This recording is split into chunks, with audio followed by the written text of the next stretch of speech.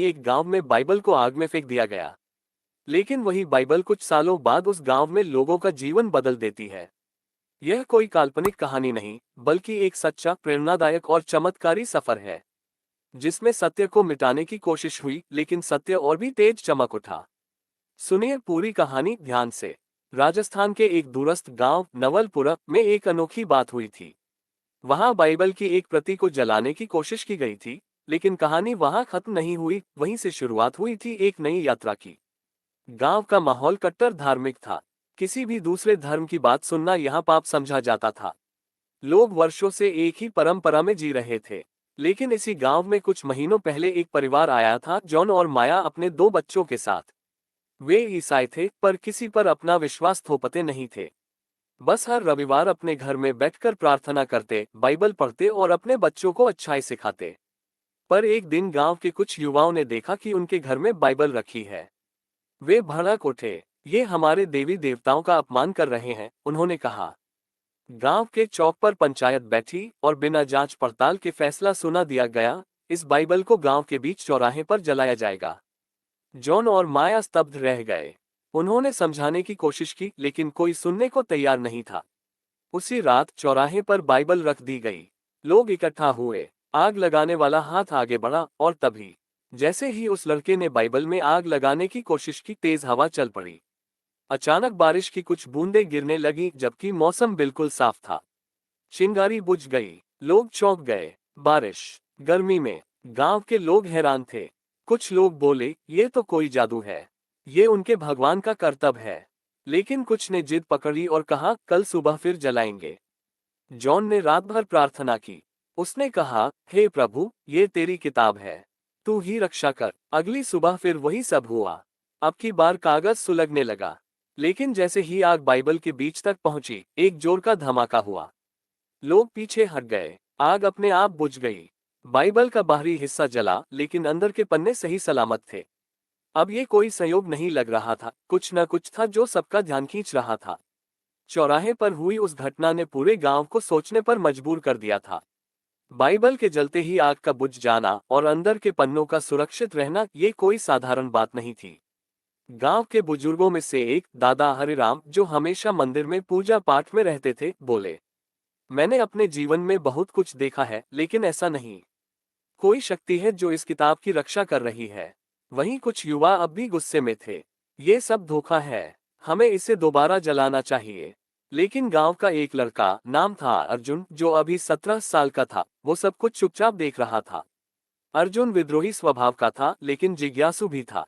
उसके मन में सवाल उठे, अगर ये किताब सच में इतनी पवित्र है, तो इसमें ऐसा क्या लिखा है। रात के समय वह चोरी छिपे जॉन के घर गया।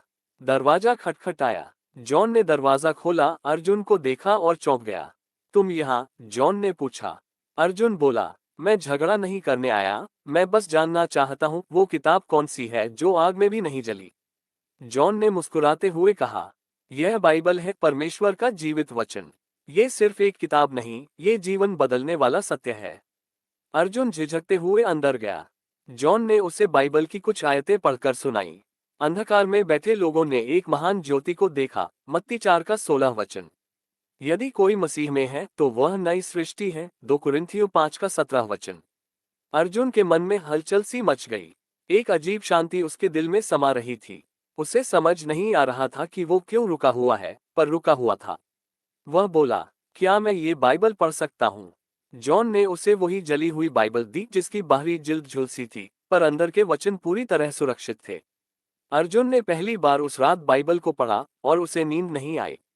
वो शुरुआत थी सिर्फ एक लड़के की सोच में परिवर्तन नहीं, बल्कि पूरे गांव में होने वाली एक आत्मिक क्रांति की। सुबह की रोशनी फैली ही थी कि अर्जुन की मां ने देखा। वो पूरी रात जागता रहा था।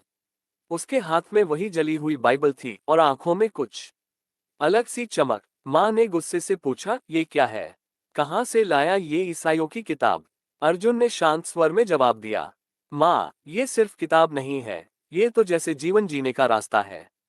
मां चौंक गई। अर्जुन, जो हमेशा तर्क करता था, कभी किसी की सुनता नहीं था, आज इतनी विनम्रता से बात कर रहा था। इधर गांव में खबर फैल गई कि अर्जुन ने रात जॉन के घर बिताए और अब बाइबल पढ़ रहा है। पंचायत फिर से इकट्ठी हुई। गांव के लोगों ने अर्जुन को बुलाया। मुखिया ने कठोर आवाज में कहा, क्या ये सच है कि तूने बाइबल पढ़ी? अर्जुन ने बिना डरे कहा, हाँ, मैंने पढ़ी और मुझे कोई शर्म नहीं। उस वचन में शांति है जो मुझे आज तक कहीं नहीं मिली। लोगों में खुसर पुसर शुरू हो गई।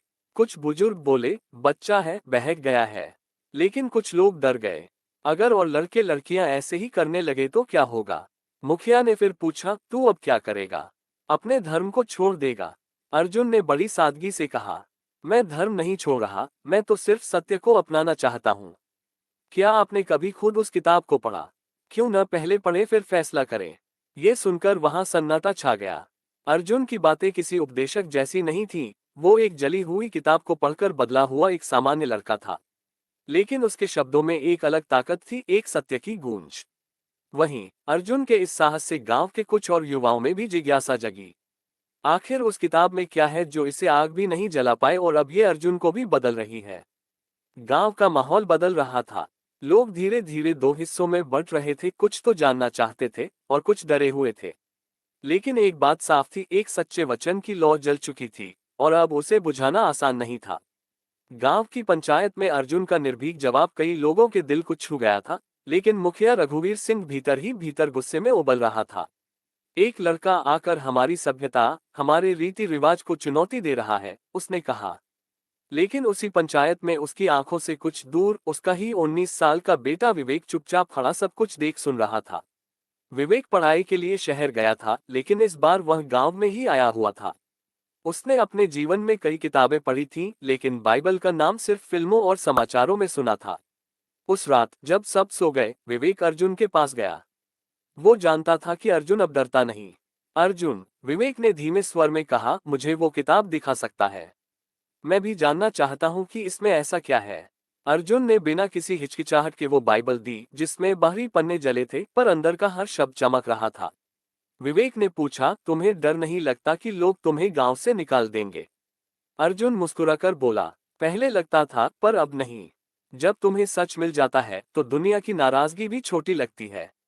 विवेक उस रात बाइबल लेकर अपने कमरे में गया। उसने आराम से एक पन्ना खोला और पढ़ा। स्वर्ग और पृथ्वी टल जाएंगे पर मेरी बातें कभी न टलेंगी। मत्ती 24 का 35 वचन। वो इस वचन को पढ़ता गया और हर शब्द उसे ऐसा लगने लगा जैसे किसी ने उसकी आत्मा से बात की हो। अगले दिन सुबह वह लौटा और अर्जुन से बोला, अब मैं समझा कि आप इस किताब को क्यों नहीं जला पाए, क्योंकि इसमें सिर्फ शब्द नहीं है, इसमें जीवन है। लेकिन वो जानता था कि अगर उसके पिता को पता चल गया तो संकट खड़ा हो जाएगा। इसलिए विवेक ने अर्जुन से विनती की, मुझे थोड़े समय के लिए ये बाइबल दे दो, मैं इसे छुपाकर पढ़ूंगा। अर्जुन ने शर्त पर दी, ठीक है, लेकिन एक दिन आएगा जब तुम भी इसे छुपाना नहीं चाहोगे, बल्कि बांटना चाहोगे। विवेक कुछ नहीं बोला पर अंदर से हिल चुका था। उस रात गांव में एक नई शुरुआत हो चुकी थी। अब परमेश्वर का वचन सिर्फ एक व्यक्ति के पास नहीं था, वह धीरे धीरे कई दिलों तक पहुंच रहा था, चुपचाप लेकिन गहराई से। विवेक ने बाइबल पढ़नी शुरू कर दी थी। उसके मन में गहराई से एक परिवर्तन हो रहा था, लेकिन अभी वह इसे सबके सामने प्रकट नहीं कर सकता था। परमेश्वर का वचन अब चुपचाप गांव के कुछ और दिलों तक पहुंचने लगा था। अर्जुन और विवेक ने मिलकर एक छोटी सी योजना बनाई। गांव के कुछ बच्चों को शिक्षा देने के बहाने वे उन्हें अच्छाई, प्रेम और क्षमा के सिद्धांत समझाने लगे। गांव की कुछ महिलाएं जो बच्चों को वहां भेज रही थीं, उन्होंने भी बच्चों की बातों में कुछ बदलाव देखे। एक दिन एक महिला, सीमा, जो हमेशा अपने पति की मार सहती थी, उसने अपनी बेटी से एक बात सुनी जिसने उसके मन को झकझोर दिया। बेटी ने कहा, माँ, अर्जुन भैया ने बताया कि बाइबल में लिखा है, जो प्रेम नहीं करता वो परमेश्वर को नहीं जानता, क्योंकि परमेश्वर प्रेम है। सीमा चौंकी। ये शब्द उसे भीतर तक छू गए। उसी दिन शाम को गांव की 3 और महिलाएं उसके घर पर जमा हुई। बातचीत शुरू हुई। क्या तुम्हारे बच्चे भी बदले बदले लग रहे हैं? हाँ, मेरी बेटी तो अब झूठ नहीं बोलती। कहती है यीशु सब देखता है। ये अर्जुन और उसका वो किताब वाला दोस्त क्या कर रहे हैं? इन बातों के बीच जिज्ञासा जन्म लेने लगी। अब तक जो बाइबल सिर्फ ईसाई धर्म की किताब कही जाती थी, अब वही किताब कुछ औरतों की सोच बदलने लगी थी। सीमा ने अर्जुन से जाकर पूछा, बेटा, क्या हम भी वो किताब पढ़ सकते हैं? अर्जुन ने मुस्कुराकर कहा, बाइबल किसी एक धर्म की नहीं, वो सबके लिए है। आप चाहें तो मैं पढ़कर सुनाया करूंगा। अगले रविवार एक चुपचाप सी सभा हुई, 4 औरतें, एक झोपड़ी, एक जली हुई बाइबल और प्रभु का वचन। हे सब परिश्रम करने वालों और बोझ से दबे लोगों, मेरे पास आओ, मैं तुम्हें विश्राम दूंगा। मत्ती 11 का 28 वचन। ये वचन सुनते ही सीमा की आंखों से आंसू बह निकले। इतने सालों से मैं बोझ उठाए चल रही थी, किसी ने कभी नहीं कहा कि मुझे आराम मिलेगा, ये प्रभु है। अर्जुन ने कहा, हाँ आंटी, यही प्रभु यीशु हैं। वही जो अग्नि से भी अपनी बात को नहीं मिटने देते। अब गांव में बदलाव की लहर केवल युवाओं तक नहीं, घरों की दीवारों के भीतर तक पहुंचने लगी थी। मुखिया रघुवीर सिंह को ये बात बिल्कुल भी पसंद नहीं आई थी कि अर्जुन और जॉन अब भी गांव में बाइबल का प्रचार कर रहे हैं। उसके लिए ये एक इज्जत का सवाल बन चुका था। वो बार बार पंचायत में कहता, अगर समय रहते इन्हें नहीं रोका गया तो ये गांव को बिगाड़ देंगे। लेकिन उसे अंदाजा नहीं था कि अब बदलाव सिर्फ बाहर से नहीं, उसके अपने घर से आ रहा है।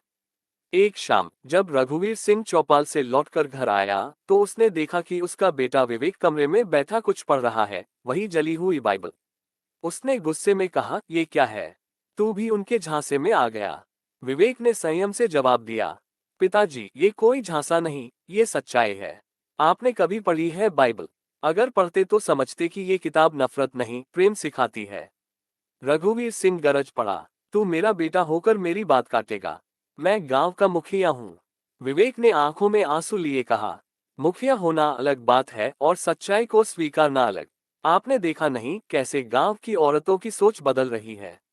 अर्जुन, जॉन और बाइबल ने जो किया है वो कोई राज नहीं, वो तो क्रांति है जो भीतर से उठ रही है।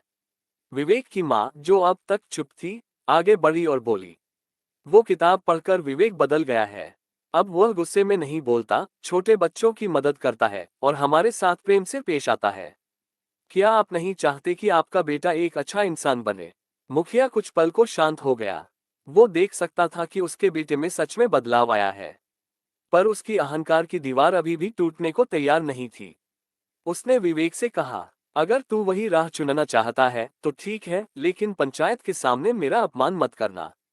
विवेक ने सिर झुकाकर कहा, मैं आपका अपमान नहीं करूंगा, लेकिन झूठ का साथ भी नहीं दूंगा। उस रात रघुवीर सिंह करवटें बदलता रहा। वो सोचने लगा, अगर सच में ये वचन आग में नहीं जला और लोगों के दिलों में बदलाव ला रहा है, तो क्या मैं ही गलत हूँ? उसी समय बाहर के आंगन में अर्जुन, विवेक और कुछ और नौजवान मिलकर अगले रविवार की सभा की योजना बना रहे थे। जो अग्नि से शुरू हुआ था वो अब घर घर तक पहुंच गया था। गांव की हवाओं में कुछ बदल रहा था। पहले जहां अर्जुन और जॉन की बातें लोग हंसी में उड़ा देते थे, अब वही लोग धीरे धीरे उन्हें सुनने लगे थे। महिलाएं, बच्चे और अब कुछ युवा भी हर रविवार एक झोपड़ी में इकट्ठा होते थे। इस बार अर्जुन और विवेक ने कुछ बड़ा करने का निश्चय किया। गांव में पहली बार एक खुली प्रार्थना सभा रखी जाए। न जोर जबरदस्ती, न कोई प्रचार, सिर्फ बाइबल के वचन और प्रार्थना। पर बड़ा सवाल था, स्थान कहाँ हो? तभी सीमा आंटी ने अपनी पुरानी खलिहान की जगह देने का प्रस्ताव दिया। बेटा, ये जगह तो वर्षों से वीरान है, पर आज इसका उपयोग परमेश्वर के लिए हो तो इससे बेहतर क्या हो सकता है? अर्जुन की आंखें भर आईं। वो जानता था जब महिलाएं आगे आ जाएं तो समाज में असली बदलाव होता है। सभी ने मिलकर सफाई की, फर्श पर चटाई बिछाए और एक कोने में एक जली हुई बाइबल को सम्मान से रखा गया, उसी बाइबल को जो गांव में कभी आग में फेंकी गई थी। रविवार की सुबह आए, सूरज की किरणों के साथ ही खलिहान में लोग इकट्ठा होने लगे। अर्जुन ने शांत स्वर में सभा शुरू की, हम यहाँ किसी को बदलने नहीं आए, हम तो खुद बदल चुके हैं। हम चाहते हैं कि आप भी जाने कि जिस किताब को जला दिया गया, उसी ने हमारे दिलों को जलाकर रोशनी दे दी। उसने मत्ती 5 का 16 वचन पढ़ा, तुम्हारा प्रकाश लोगों के सामने ऐसा चमके कि वे तुम्हारे भले कामों को देखकर तुम्हारे स्वर्गीय पिता की महिमा करें। फिर जॉन ने गिटार बजाया और एक भजन गाया, यीशु तेरा नाम महान है, तू है जीवन का भगवान है। भीड़ में कई लोगों की आंखें नम हो गईं। पहली बार गांव में ऐसा वातावरण था जहां न कोई डर था, न घृणा, सिर्फ प्रेम, क्षमा और शांति। सीमा आंटी ने सभा के अंत में खड़े होकर कहा, मैंने अपने जीवन में बहुत दुख देखे, लेकिन जब से मैंने यीशु के वचन को सुना है, मेरे घाव भरने लगे हैं। ये सुनकर कई औरतें चुपचाप सिर झुकाए रोने लगीं। शायद उनके भीतर भी कुछ टूट रहा था और नया कुछ बन रहा था। सभा के अंत में अर्जुन ने कहा, कोई धर्म छोड़ने को नहीं कह रहा, पर जो सत्य है वह सबका है। बाइबल जली, लेकिन उसमें लिखा प्रेम न जला, वो आज भी हमारे बीच जीवित है। गांव की पहली प्रार्थना सभा की खबर जंगल में आग की तरह फैल गई थी। अगले ही दिन मंदिर के पुरोहित रामसेवक जी को किसी ने बताया, मालूम है खलिहान में अब हर रविवार ईसाई प्रार्थना होती है, वो भी बाइबल पढ़कर। पुरोहित का चेहरा सख्त हो गया। ये गांव हमारी परंपराओं का है। ये नई किताबें और यीशु का नाम फैलाने की साजिश है, उन्होंने गुस्से में कहा। लेकिन उसी रात कुछ अजीब हुआ। रामसेवक जी के सपने में एक जलता हुआ दीपक आया और एक आवाज आई, सत्य से डरो मत, उसे परखो और जानो कि वह कौन है जो अग्नि में भी जलता नहीं। रामसेवक जी सुबह उठे, उलझन में थे। वर्षों से पूजा पाठ मंत्र जाप करते आए थे, लेकिन उस सपने ने उन्हें झकझोर दिया। अगले रविवार को उन्होंने अपनी धोती पहनी, तिलक लगाया और खलिहान पहुंच गए। लोग उन्हें देखकर चकित रह गए। अर्जुन थोड़ा घबरा गया, लेकिन जॉन ने कहा, शायद आज कुछ बड़ा होने वाला है। सभा शुरू हुई। इस बार अर्जुन ने यूहन्ना 14 का 6 वचन पढ़ा। यीशु ने कहा, मार्ग, सत्य और जीवन में ही हूँ, मेरे बिना कोई पिता के पास नहीं आता। तभी रामसेवक जी ने हाथ उठाकर पूछा, अगर ये सत्य है तो हमारे हजारों वर्षों की साधना, देवी देवताओं की पूजा, सब व्यर्थ है। सभा में सन्नाटा छा गया। अर्जुन कुछ पल चुप रहा, फिर बोला, आपका प्रश्न बहुत महत्वपूर्ण है। बाइबल ये नहीं कहती कि आप जो भी कर रहे हैं उस पर हमला करें, वो बस आपको आमंत्रण देती है सत्य को जानने का। विवेक ने आगे बढ़कर कहा, हमने किसी से कुछ छीना नहीं, बस परमेश्वर के प्रेम को पाया है, और जो प्रेम हमें मिला हम उसे बांटना चाहते हैं। तभी सीमा आंटी ने गवाही दी, मैंने कई देवी देवताओं की पूजा की, लेकिन मेरे दुख कभी कम नहीं हुए। पर जब मैंने यीशु के वचन को सुना, मैं तुम्हें विश्राम दूंगा, तब मेरे आंसू रुक गए। रामसेवक जी की आंखें भर आईं। उन्होंने चुपचाप सभा पूरी होने दी। अंत में वे उठे और बोले, आज मैं पहली बार सुनने आया था, लेकिन लगता है अब पढ़ने की भी जरूरत है। अर्जुन बेटा, क्या मुझे वो बाइबल दे सकता है? झोपड़ी में बैठी भीड़ ने तालियां नहीं बजाईं, लेकिन वहां एक गहरा आंतरिक उल्लास था। जिसने वर्षों तक मंत्र पढ़े थे, वह अब वचन पढ़ने को तैयार था। प्रार्थना सभाओं की बढ़ती उपस्थिति और रामसेवक जी की बाइबल में रुचि ने गांव के मुखिया रघुवीर सिंह को भीतर तक झकझोर दिया। उसे लगने लगा कि गांव की लगाम अब उसके हाथ से निकलती जा रही है। वह सोचने लगा, अगर यही हाल रहा तो कल को लोग मुझे ही दोषी ठहराएंगे कि मैंने गांव को धर्म से भटका दिया। इस डर और अहंकार में उसने फिर एक आपात पंचायत बुलाई। चौपाल पर बुजुर्गों, युवाओं और महिलाओं की भीड़ जमा हो गई। रघुवीर सिंह ऊंचे स्वर में बोला, गांव में पिछले कुछ हफ्तों से जो गतिविधियां चल रही हैं, वो हमारे संस्कारों के खिलाफ हैं। कोई हमें बदलने की कोशिश कर रहा है। तभी अर्जुन धीरे से बोला, हमने किसी से कुछ नहीं छीना मुखिया जी। न जबरदस्ती की, न प्रचार किया। हमने सिर्फ बाइबल पढ़ी और वो बातें बांटी जो हमें प्रेम, शांति और क्षमा सिखाती हैं। रघुवीर सिंह ने तीखे स्वर में कहा, तुमने बाइबल पढ़ी, लेकिन उसके पीछे जो छुपा एजेंडा है वो नहीं देखा। भीड़ में खड़े रामसेवक जी ने पहली बार मुखिया की बात काटते हुए कहा, रघुवीर जी, मैंने वो बाइबल खुद पढ़ी है। उसमें कोई षड्यंत्र नहीं, बस प्रेम है। वहां लिखा है, जो कोई सत्य के पक्ष में है वह मेरी बात सुनता है। यूहन्ना 18 का 37 वचन। सन्नाटा छा गया। मुखिया ने गुस्से में विवेक की ओर देखा, और तू मेरा बेटा होकर मेरे खिलाफ खड़ा है। विवेक ने शांत स्वर में कहा, मैं आपके खिलाफ नहीं, लेकिन झूठ के साथ नहीं खड़ा हो सकता। ये लड़ाई किसी धर्म की नहीं, ये आत्मा की प्यास की लड़ाई है। फिर सीमा आंटी बोल पड़ी, मुखिया जी, अगर गांव में औरतें अब हंसने लगी हैं, बच्चों में सच्चाई आ गई है और लोगों के घरों में झगड़े कम हो गए हैं, तो क्या आप इसे रोकना चाहेंगे? लोग एक दूसरे की ओर देखने लगे। बुजुर्ग दयालु चाचा ने कहा, अगर बाइबल से लोगों को प्रेम और परिवर्तन मिल रहा है तो उसे क्यों रोका जाए? आग से तो ये किताब जली नहीं, क्या अब भी हम इसे मिटा पाएंगे? रघुवीर सिंह बिल्कुल चुप हो गया। उसके हाथ कांप रहे थे और आंखों में कुछ ऐसा था जो उसने बरसों से नहीं महसूस किया था, हार नहीं, आत्मचिंतन। उसने धीरे से कहा, अगर सच में ये रास्ता लोगों को बदल रहा है तो मुझे भी समय चाहिए सोचने का। सभा समाप्त हो गई, लेकिन गांव में एक और इतिहास बन गया। जो कभी सिर झुकाकर चलते थे, अब सिर उठाकर सत्य को पहचानने लगे थे। समय बीतता गया और अब वह गांव, जहां बाइबल को कभी आग में फेंका गया था, उसी गांव की गलियों में अब बाइबल के वचन गूंजने लगे थे। अर्जुन, जॉन और विवेक ने मिलकर एक बहुत खास काम शुरू किया, बाइबल को गांव की बोली में अनुवाद करना। कई वृद्ध जो हिंदी पढ़ नहीं पाते थे, अब सुनने लगे थे। यीशु बोले, जो थके मांदे हो मेरे पास आओ, मैं तुम्हें आराम दूंगा। मत्ती 11 का 28 वचन। इस सरल बोली में जब वचन बोला गया तो वो ज्ञान नहीं, अनुभव बन गया। रविवार की सभा अब सिर्फ खलिहान तक सीमित नहीं रही।